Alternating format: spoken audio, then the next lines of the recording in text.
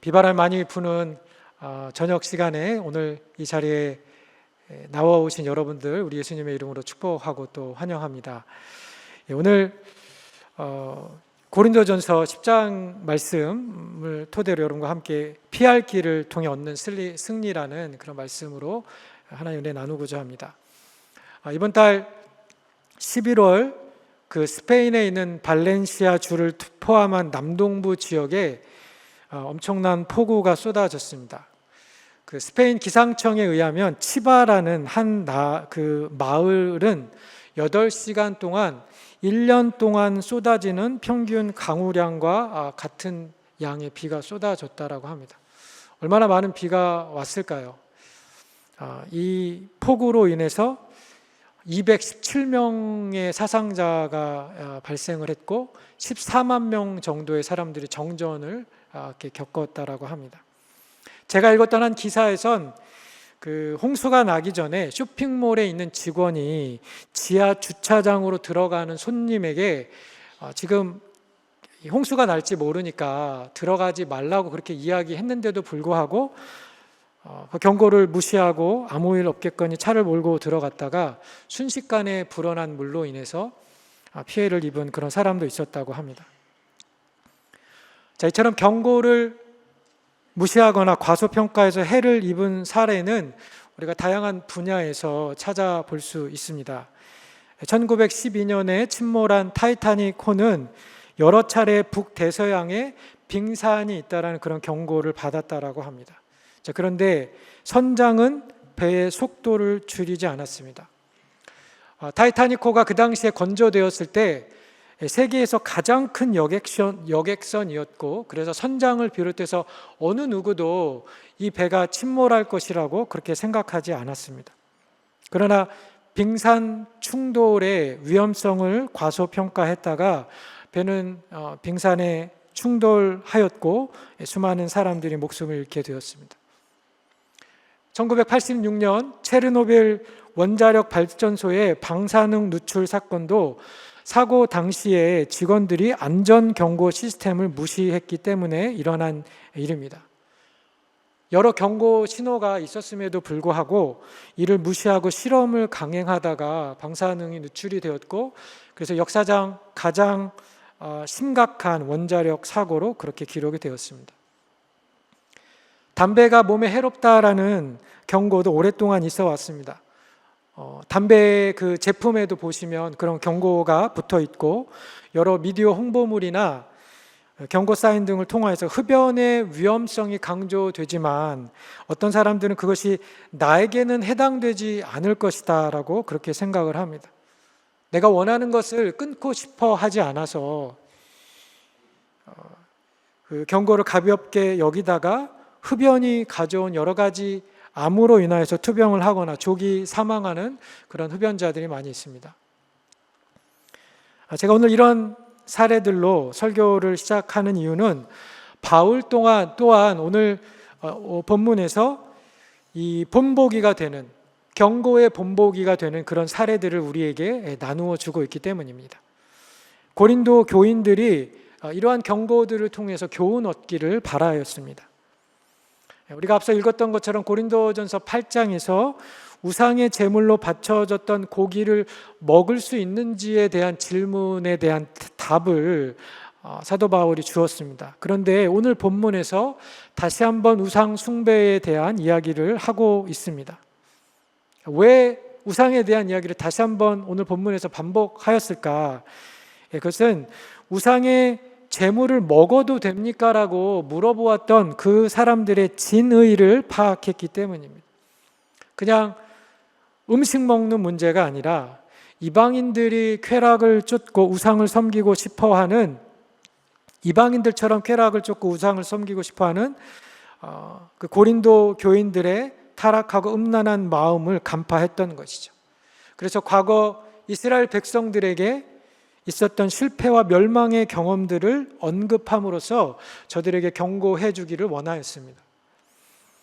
자, 오늘 본문 13절에 보시면 하나님께서 이 바울을 통해서 바울이 하나님께서 성도에게 피할 길을 내어 주신다라고 하였습니다.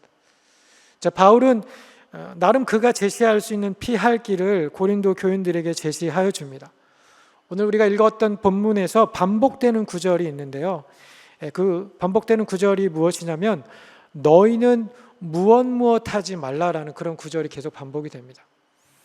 자, 본문 8절에 보시면 8절 끝에 이제 음행한 사람들, 음행하다가 하루에 23,000명이 죽었고 우리는 그들과 같이 음행하지 말자라고 이야기하죠.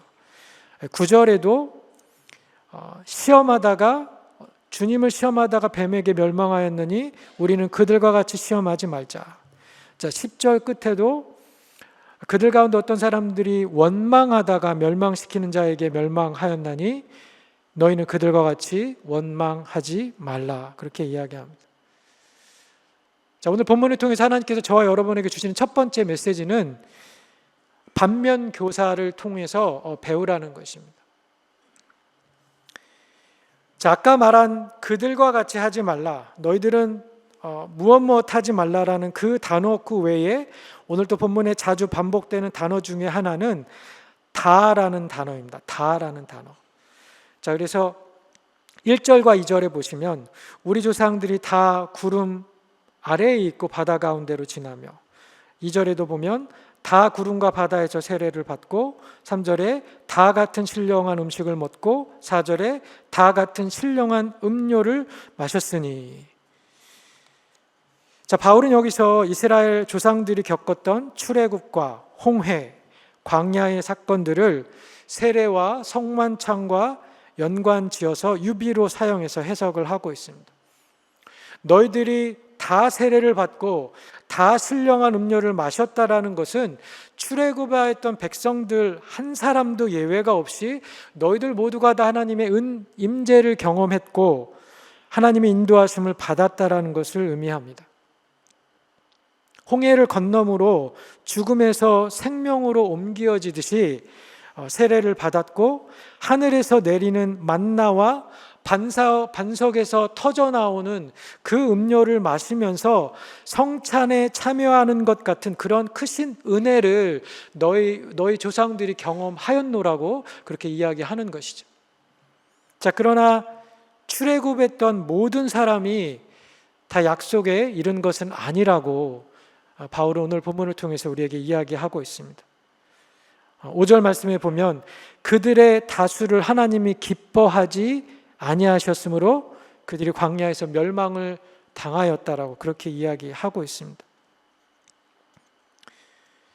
자, 출애굽한 모두가 약속의 땅에 이르지 못했다라는 사실을 바울이 서신서에서 그렇게 강조하고 있습니다.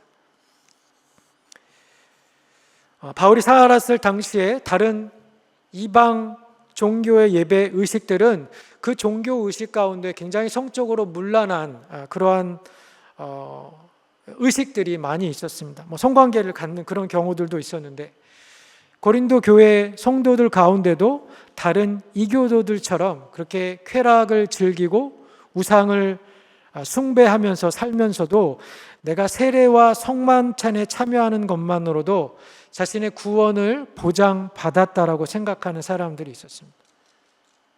저들이 하나님의 은혜보다 세례식 자체 혹은 성찬이라는 수단을 더 신뢰하면서 내가 세례 받았기 때문에 내가 성찬에 참여하기 때문에 괜찮겠지라고 하면서 그 죄된 삶을 떠나지 않고 하나님의 은혜를 남용하는 그런 사람들이 있었던 것이죠. 그래서 바울은 광야 생활 중에서 실패의 본보기가 되었던 이 이스라엘 조상들의 예를 언급함으로써 저들이 우상 숭배의 죄에서 떠날 것을, 우상 숭배를 피할 것을 그렇게 경고하고 있습니다. 민수기 21장에 보면 광야길을 가고 있었던 이스라엘 백성들이 에돔 땅을 우회하려고 그렇게 가다가 그 길이 굉장히 척박하고 힘들어서 하나님께 불평을 하게 됩니다. 하나님, 왜 우리를 이집트에서 인도해 내어서 이 척박한 땅에서 죽게 하십니까?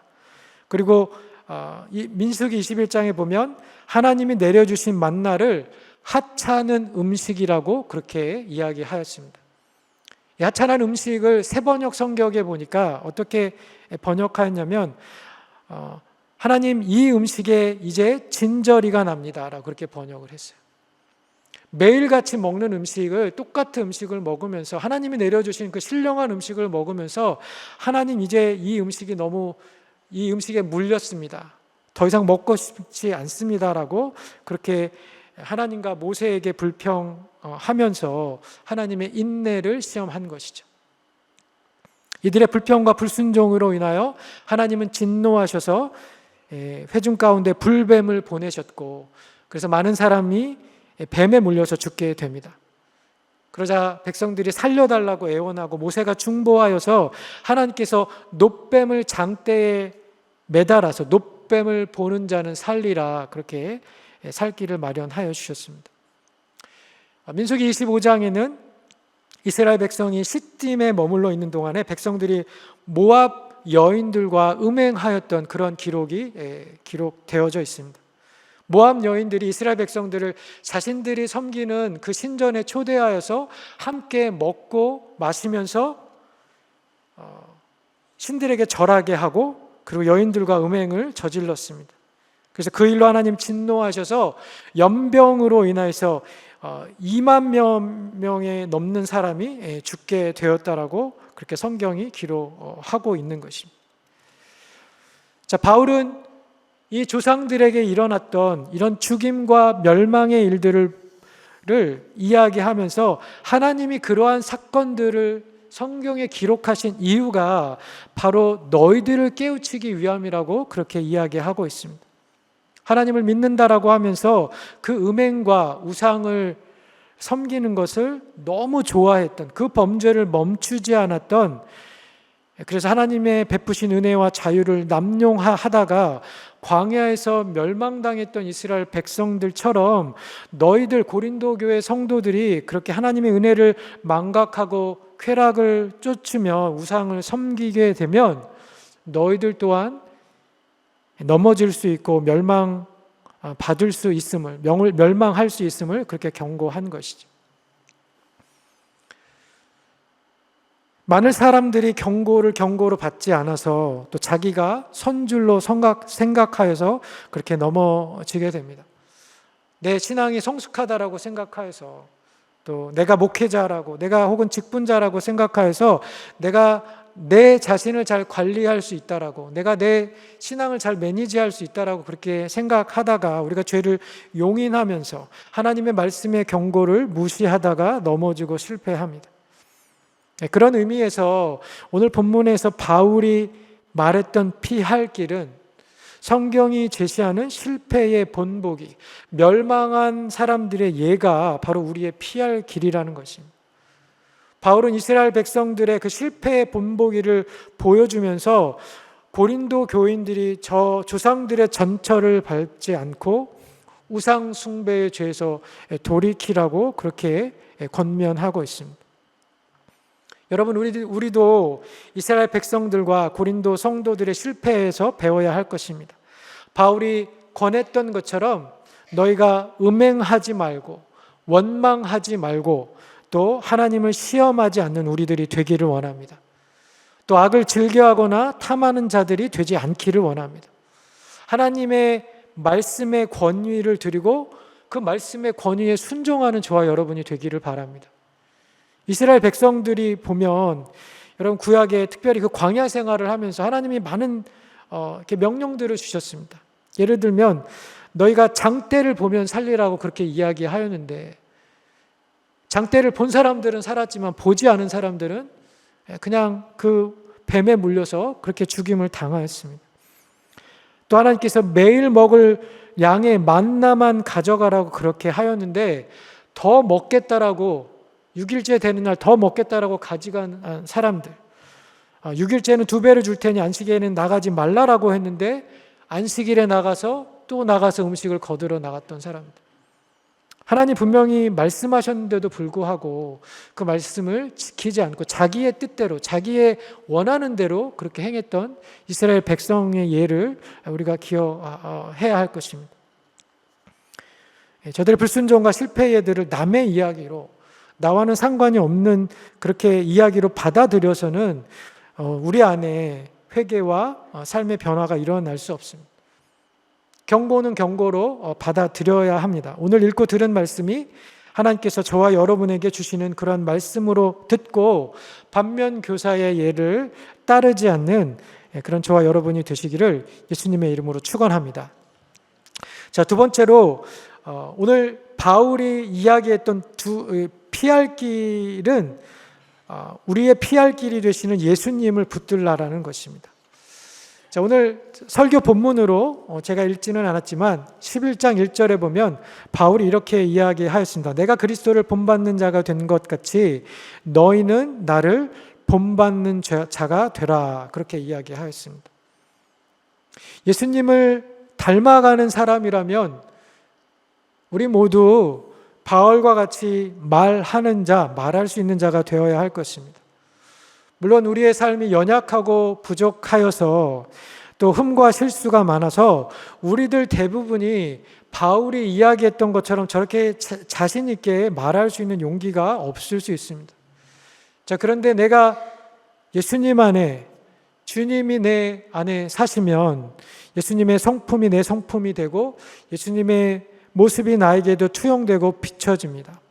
우리가 모두 허물 많은 죄인이지만 예수님의 보혈로 정결케 되고 새 사람이 된 나는 성령의 소욕을 따라 살고 예수님을 닮아 살게 되면 나도 누군가에게 닮고 싶은 그런 존재의 사람이 되어 가는 것이죠. 우리 모두는 내가 기르는 우리 자녀들에게 나는 아빠, 엄마와 같은 믿음의 사람이 되기를 원합니다 라는 그런 소리를 들을 수 있는 부모가 되어야 할 것입니다. 목장의 목원들이 난 우리 목자님, 우리 부목자님 같이 저렇게 섬기고 사랑하는 사람이 되고 싶다라는 그런 이야기를 들어야 할 것입니다. 나는 저런 안수 집사님, 나는 저런 권사님, 저런 장로님, 저렇게 하나님을 사랑하는 사람이 되고 싶다라는 그런 말을 듣는 성도님들이 되어야 할 것입니다. 여러분, 그것이 불가능한 목표가 아닙니다. 우리가 예수님을 닮아가는 한, 예수님을 목표로 따라가는 한, 우리는 사람들이 따라가고 싶고 닮고 싶어 하는 그런 자극과 영향을 주는 사람이 될 수 있습니다. 예수님은 이 땅에 사셨던 모든 사람들 중에 유일하게 죄가 없으신 분이셨습니다. 한 번도 하나님의 기대를 저버리지 않으셨고 한 번도 하나님의 명령을 어긴 적이 없었습니다. 심지어 인간적으로 가장 연약할 수 있는 40일 금식을 하고 나서 사단에게 시험 받을 때에도 말씀으로 모든 사단의 유혹과 공격을 이겨내셨고 또 십자가에 달리셔서 그 모진 고통의 순간에도 내가 하나님의 아들이면 십자가에서 내려오라고 그렇게 사람들이 조소와 비아냥을 하였는데도 불구하고 침묵으로 또 아버지의 뜻을 따르는 순종으로 이겨내셨습니다. 그런 의미에서 오늘 바울이 말하고 있는 주님이 우리에게 주시는 피할 길은 바로 예수님, 그분 자신이십니다. 예수님이 우리에게 피할 길이 되십니다. 우리가 그분께 나아가고 그분께 피해야 하고 그분을 닮아가야 할 것입니다. 우리가 그 주님을 목표로 하고 그분을 바라보고 그분을 닮아가기를 힘쓰며 사는 한 우리의 삶은 변화되고 또 달라져야 하고 그렇게 될 수 있습니다. 근데 그것이 나의 능력으로 그렇게 될 수 있는 것이 아니라 나의 결심이 강하여서 혹은 나의 지식과 나의 경험이 있어서 그렇게 되는 것이 아니라 하나님의 지혜와 하나님의 의와 또 하나님께서 주시는 능력으로 우리가 그렇게 될 수 있다는 것이죠. 자, 그래서 오늘 결론으로 오늘의 세 번째 메시지로 제가 드리고 싶은 말씀은 하나님께서 내어주신 그러한 피할 길을 우리가 유념하여서 승리의 확신을 가지고 매일매일을 살아가라는 것입니다. 자, 오늘 13절 말씀에 보시면 여러분이 잘 아시고 또 아마 외우시는 그런 성도님들도 많이 계시리라 생각이 됩니다. 사람이 감당할 시험 밖에는 너희에게 당한 것이 없다라고 그렇게 이야기하였습니다. 자, 이 말은 우리가 시험을 당했을 때 그 시험을 감당할 수 있다, 당한 시험을 이길 수 있다, 넘어설 수 있다라는 그런 이야기입니다. 그것이 가능한 이유는 아까도 말씀드렸던 것처럼 내 결심이 단호하거나 내가 이겼던 경험이 많거나 내가 능력이 있어서가 아니라 오늘 13절 말씀이 이야기하는 것처럼 하나님이 미쁘시기 때문에, 하나님이 신실하시기 때문에 우리가 이겨낼 수 있는 것입니다. 자, 오늘 본문 4절에 보면 이런 말씀이 기록이 되어 있습니다. 이는 그들을 따르는 신령한 반석으로부터 마셨음에 그 반석은 곧 그리스도시라. 광야의 길을 갔던 이스라엘 백성들이 저들 혼자 간 것이 아닙니다. 낮에는 구름 기둥으로, 밤에는 불 기둥으로 주님이 함께 하셨습니다. 또 안식일을 제외하고는 매일매일 만나를 내려주셨습니다. 바울이 지금 이스라엘 조상들과 매일 같이 하셨던 임마누엘 하나님이 반석이 되셔서 그들을 따라가고 있었음을, 그 구원의 반석 되신 예수님이 저들과 동행하셨음을 그렇게 선포하고 있는 것입니다. 여러분, 그 주님이 저와 여러분들과도 함께 하시기 때문에 그분이 우리를 한 번도 놓치거나 그분이 관심을 꺼두시거나 우리에게 눈을 떼신 적이 없기 때문에 우리가 감당하지 못할 시험이 없고 우리의 승리가 가능한 것입니다. 사실 13절 본문은 목회자가 어려움을 당한 성도님들 가정을 신방할 때 위로와 격려의 메시지로 많이 인용하고 신방 그 메시지로 사용하는 그런 본문입니다. 여러분, 우리가 살면서 자주 하는 질문이 무엇인가요? 시험을 만났을 때, 고난을 당했을 때 왜 하나님께서 나에게 이러한 고난을 허락하여 주시나? 왜 나에게 이 어려움을 주시나? 하나님은 모든 것을 아신다고 하시면서 왜 이 고난을 나에게서 막아주시지 않으셨을까? 그런 질문을 우리가 하나님 앞에 많이 던지지 않습니까? 자, 그런데 하나님께서 우리의 삶에 고난과 시험을 허락하시는 이유는 단 한 가지입니다. 그것은 여러분을 위한 하나님의 큰 그림에는 여러분의 성공만큼이나 넘어짐과 실패도 꼭 필요하기 때문입니다. 금빛 물감이 이 큰 그림 안에서 진짜 금빛으로 빛나가기 위해서는 반드시 필요한 것이 검은색 물감입니다. 화가가 금빛 물감을 정말 빛되게 그려내기 위해서는 그 큰 그림 안에 검은색도 그렇게 칠해야 하는 것이죠. 그래야 깊이가 생기고 음영의 조화 가운데서 작품이 더 생동감 있게 그려지고 완성도가 높아지는 것이죠. 마찬가지로 하나님께서 여러분 안에 없었던 빛을 만들기 위해서 내 안에 없었던 예수님의 성품과 내 안에 부족한 성령의 열매를 맺도록 하기 위해서 우리 인생의 화가 되시는 하나님께서 여러분의 인생 가운데 검은색 물감으로 칠하는 그런 시험과 고난을 우리 가운데 허락하신다는 것입니다. 박상호 목사님이 언젠가 설교를 하면서 중동 지방의 격언을 이야기하신 적이 있는데 이런 말씀을 하셨습니다. 매일 빛나는 날만 있으면 인생은 사막과 같이 변할 것이다. 때로는 비 오는 날도 있고 바람 부는 날도 있어야 물도 얻을 수 있고 또 해류도 이렇게 순환을 하게 되고 우리가 물의 소중함도 깨닫게 되고 오아시스도 그렇게 생겨납니다.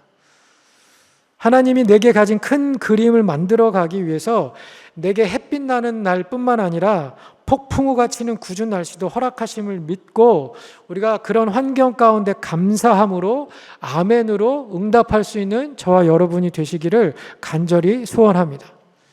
그러므로 여러분 실패 가운데 있을 때에 어려운 환경과 주변 사람들과의 문제들과 나를 향한 실망으로 인하여서 여러분 그 시험을 이겨내지 못하는 것 같은 자신을 보면서 그렇게 실망스러운 마음이 들 때 두려워하지 말고 기대하십시오. 하나님이 지금 나를 고치고 계시는구나. 하나님께서 나에게 없던 영적인 근육을 만들고 계시는구나. 하나님께서 내 안에 이전에 없었던 예수님의 성품들을 빚어가고 계시는구나. 그렇게 기대하십시오. 깨지는 만큼 성숙해질 것이고 또 부서지는 만큼 여러분 하나님 앞에 쓰임 받을 줄 믿습니다. 정리하겠습니다. 성경이 제시하는 실패의 본보기는 우리가 피해야 할 길이고 또 완전하신 예수님이 우리의 피할 길이 되십니다.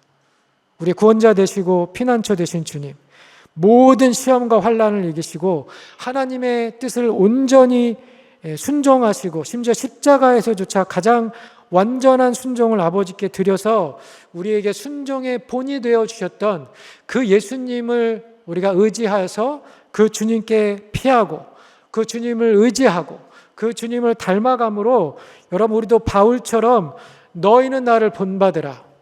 우리도 그렇게 우리의 가족들에게 우리의 아는 지인들에게 그렇게 자랑스럽게 이야기할 수 있는 하나님의 사람들이 되시기를 바랍니다.